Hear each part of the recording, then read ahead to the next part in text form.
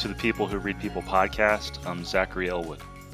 In this episode, recorded January 1st, 2021, I'll be interviewing a woman named Celia about her experiences with online dating. I ask her about indicators and reads she uses when looking at online dating profiles and pics that help her determine if a guy might be a good potential match.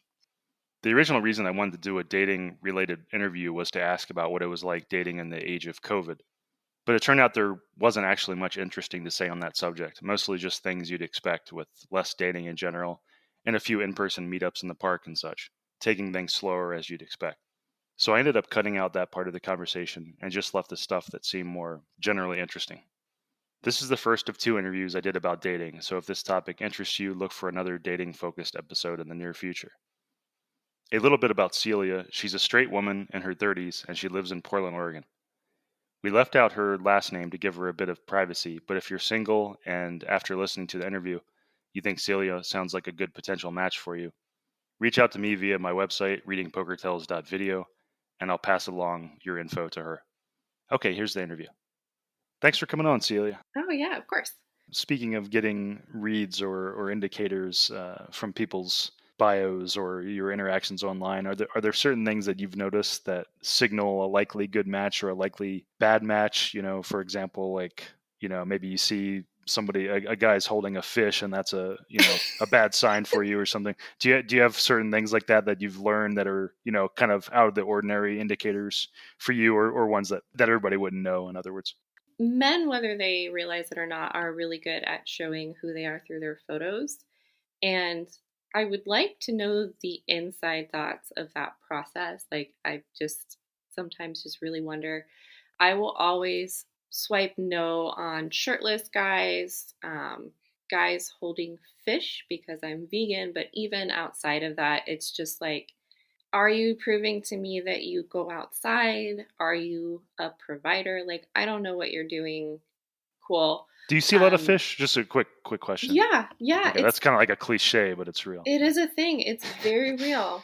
Yeah, and I don't know, like maybe there's a cliche women's photo that like I have that I don't know about because I don't that's the other thing is I don't see women's pictures, which is a whole other thing that would be interesting to do sometime. But yeah, if a guy's holding up his middle finger in a picture, like, cool. I found a picture of a guy the other day where he was sitting on the toilet with his pants around his ankles, and I was like, that's not gonna be for me, He's relaxed, he's relaxed with himself.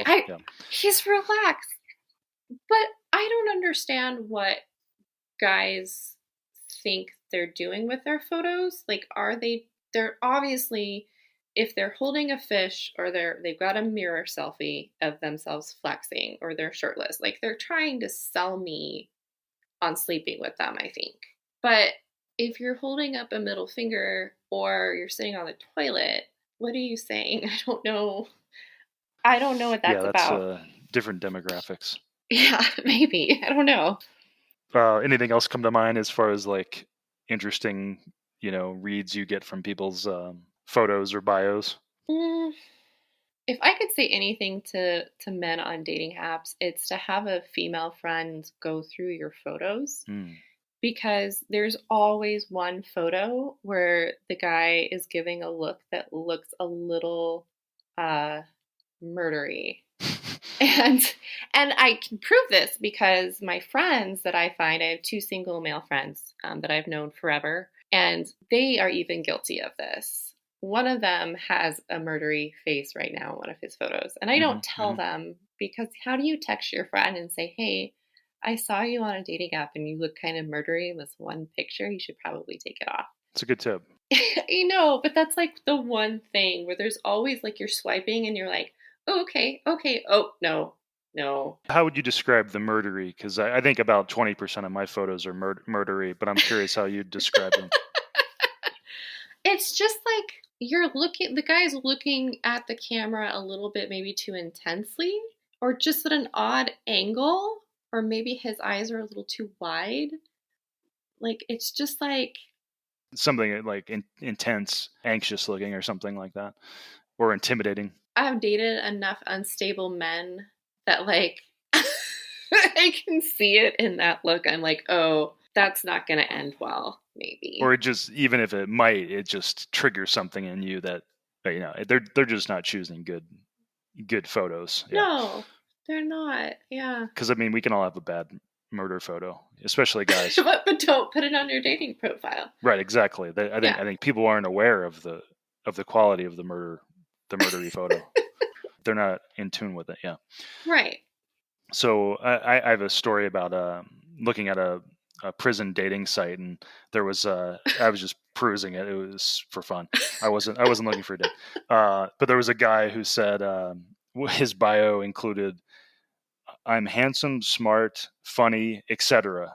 And etc. was in that sentence, which really cracked me up, right? Because it's like just these, I'm everything good basically, and etc. Whatever else you can think about, that still cracks me up. But it made me wonder if do you ever see kind of indicators of like this person's being very vague in their bio, and that's maybe a clue that they're deceptive or somebody you wouldn't want to go out with. Any stories like that you have?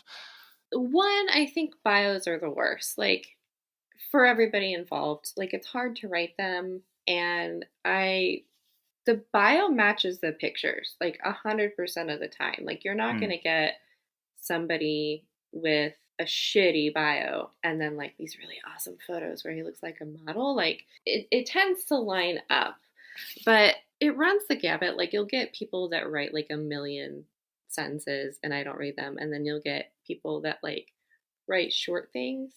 I actually went through some profiles the other day and took some notes so that I would have some examples for you. Okay. This one guy wrote, "Don't swipe right if you're easily triggered." I was like, cool. That sounds dangerous. Next. Yeah. Somebody put, "Unpopular opinion, John Lennon was not a good person." Okay. Cool. Oh, this is the best one. So I just dyed my hair, so it's brown now. But at the time of this profile coming into my life, this person said that you should not go out with me if you have blue hair, a septum piercing, and blame all of your problems on the patriarchy. Charming. And at the time, I had blue hair and a septum piercing. And I mean, the patriarchy has caused me a lot of trouble. It's just like, who hurt you?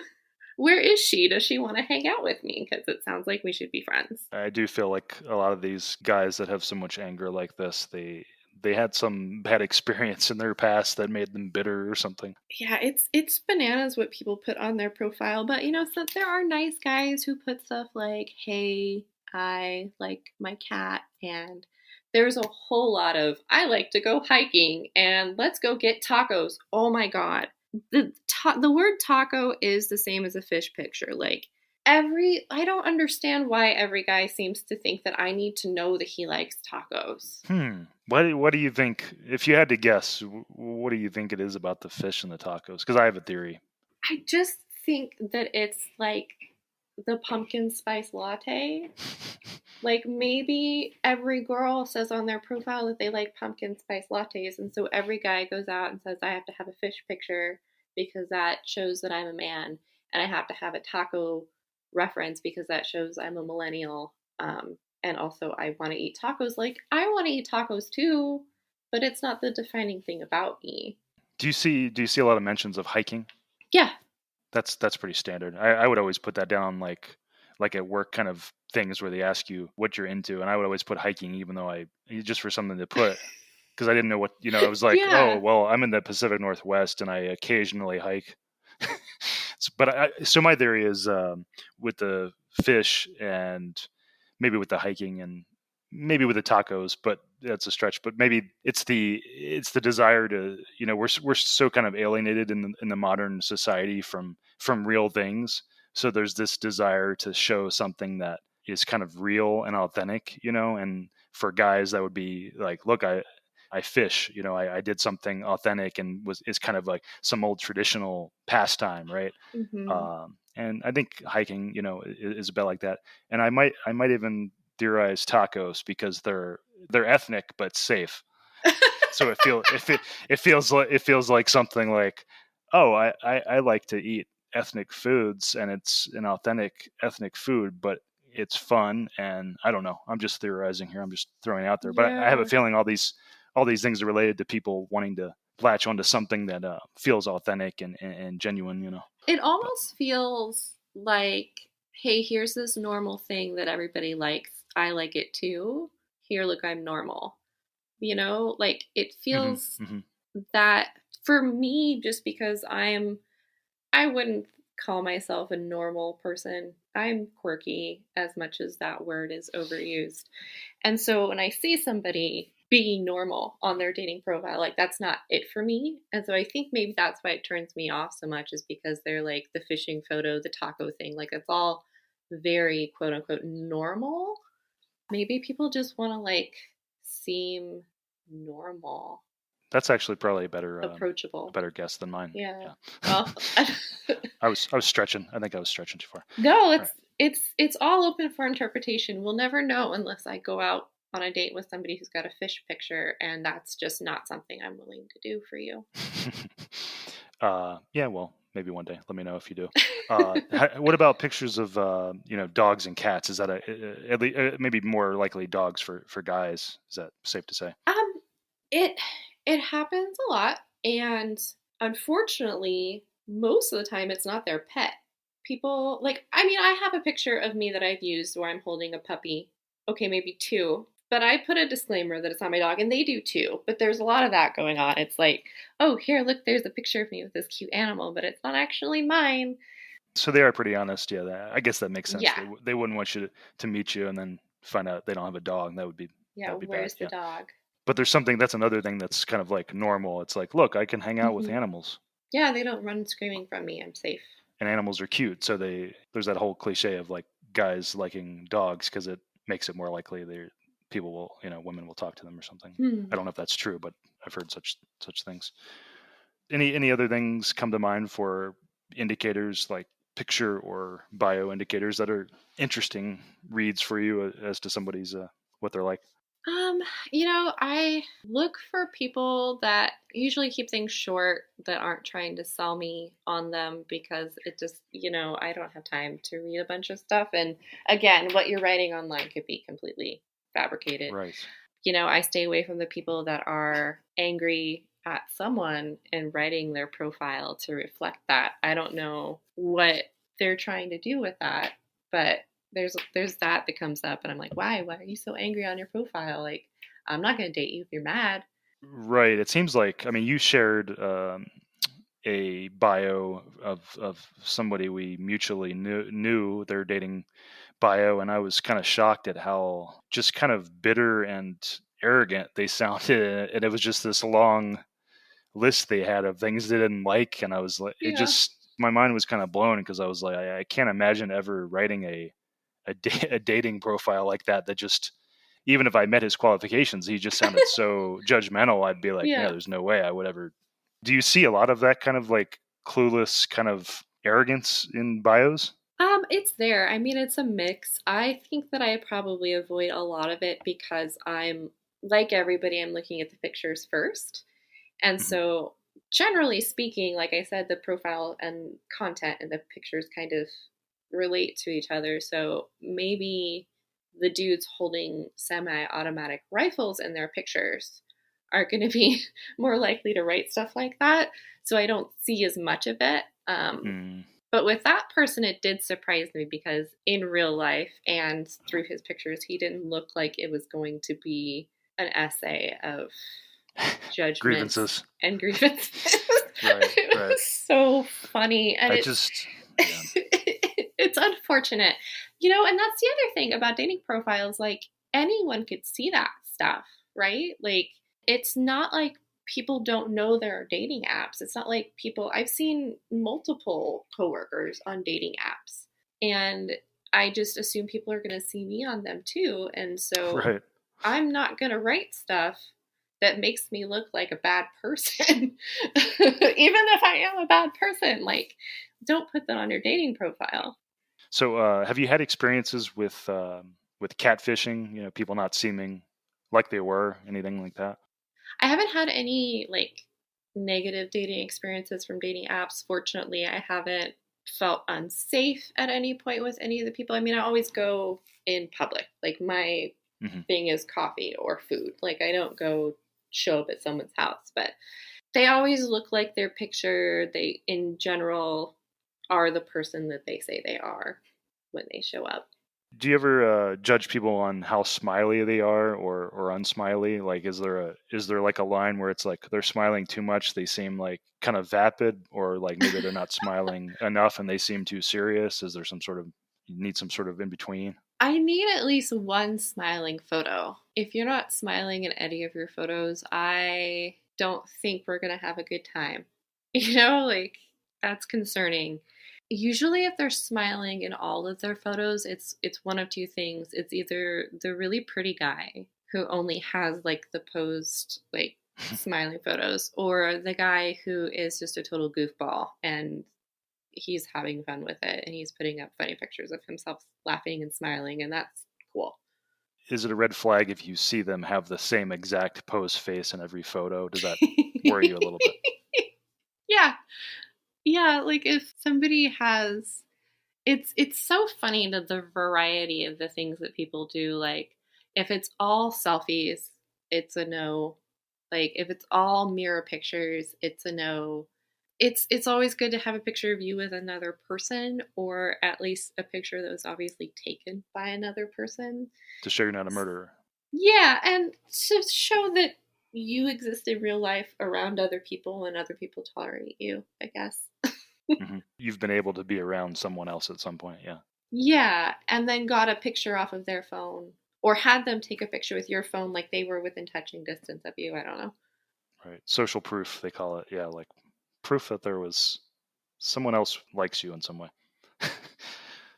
Have you ever had the experience of going on the date and they were much less attractive than you thought they would be? I don't think so. There's like a proportion thing that I don't know how to like. I think that's the only way to explain it. Like you look at someone's pictures and then they show up and they're proportionately different in real life. Like they're taller, or they're Hmm. shorter, or they're There's a range of there's acceptable a difference. range. Yeah. It's not that it's unacceptable difference. It's just like, oh, I mean, there was one guy that I went out with that looked. I could tell it was him, but it felt like a cartoon version of him that I met. Like I was just like, oh, you look less like that picture, but that is a picture of you. So I don't know what happened Hmm. there. Yeah, the picture choices are interesting because probably like if you took, 10 pictures of us, we're picking the one that looks unlike the other ones. I feel like it's not that representative usually. So, but yeah, like you said, there's a range of acceptable difference there when you meet someone. You're like, oh yeah, that is definitely was them. Yeah.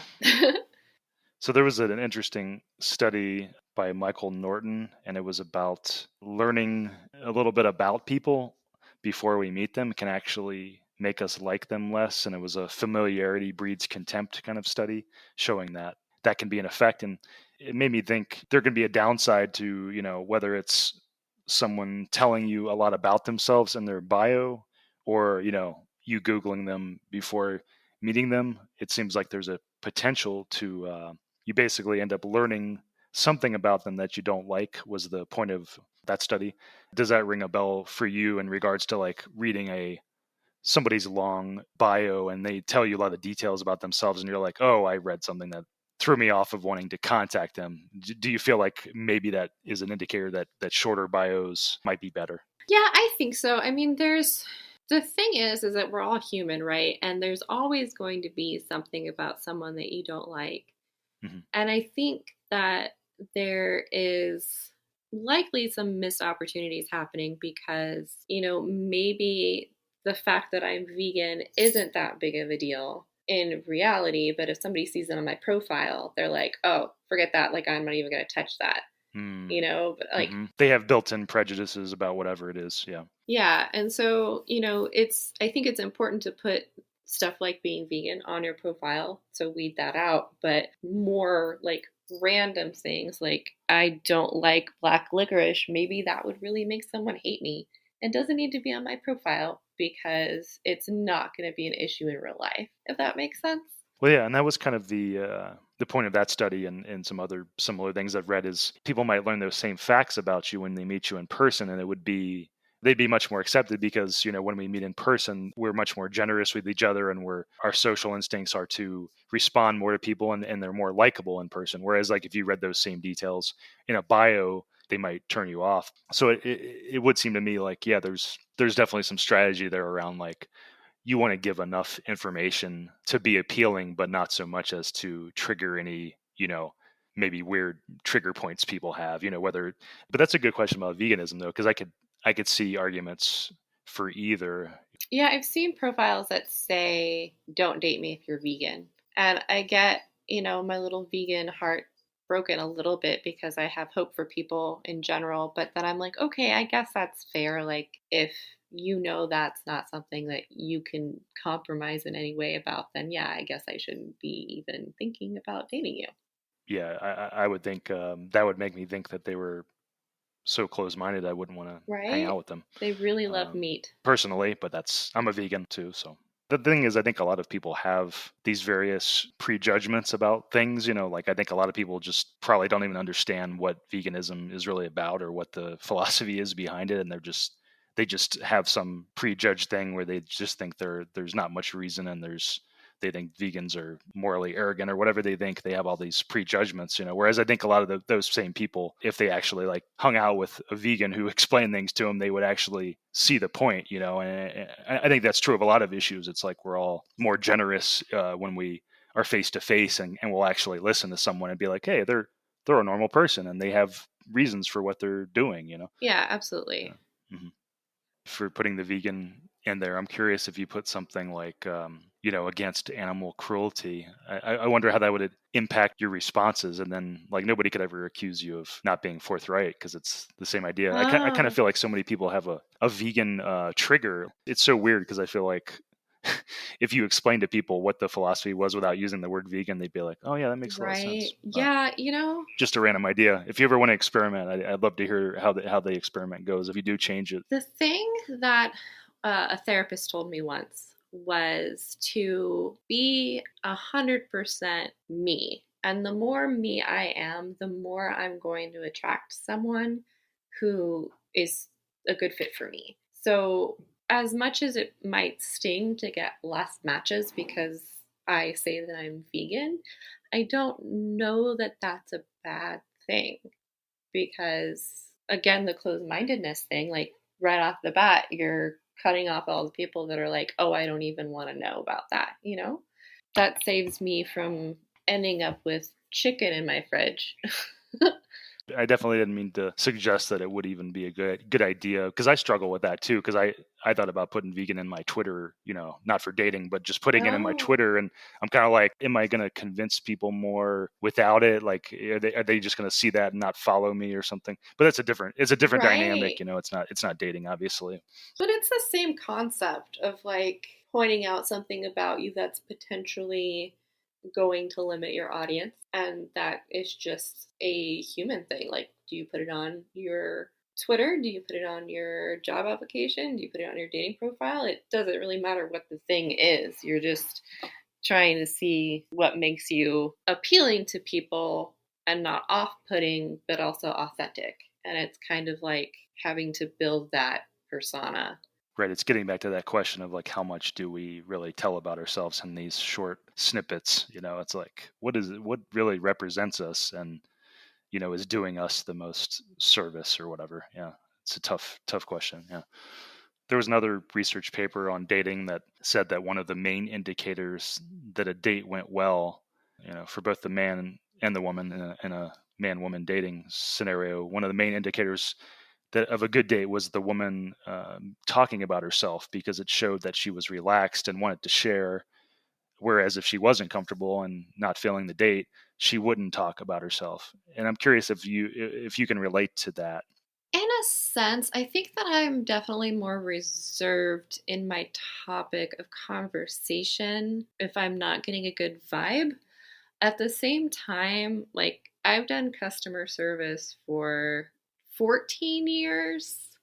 So I'm pretty used to just leading a conversation.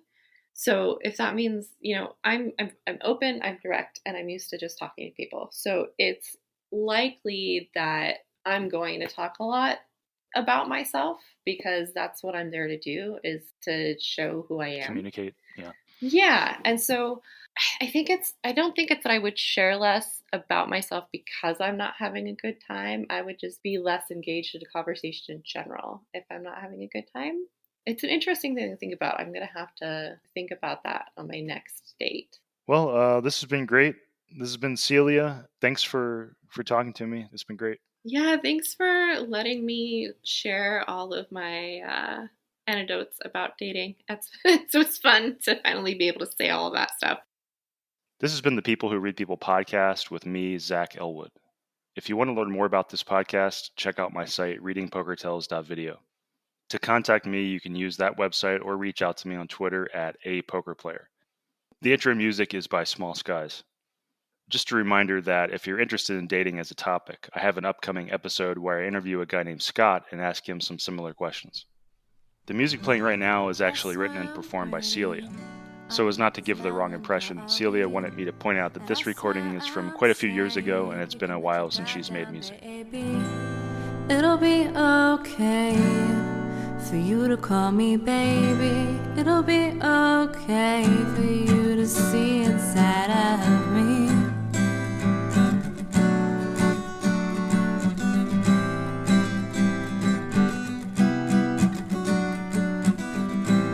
And I swear I'm sweet underneath the sea of bad dreams. I swear I'm trying to give you everything you need. It'll be okay if you have questions for me. It'll be okay if the answers don't come easily. They don't come easily.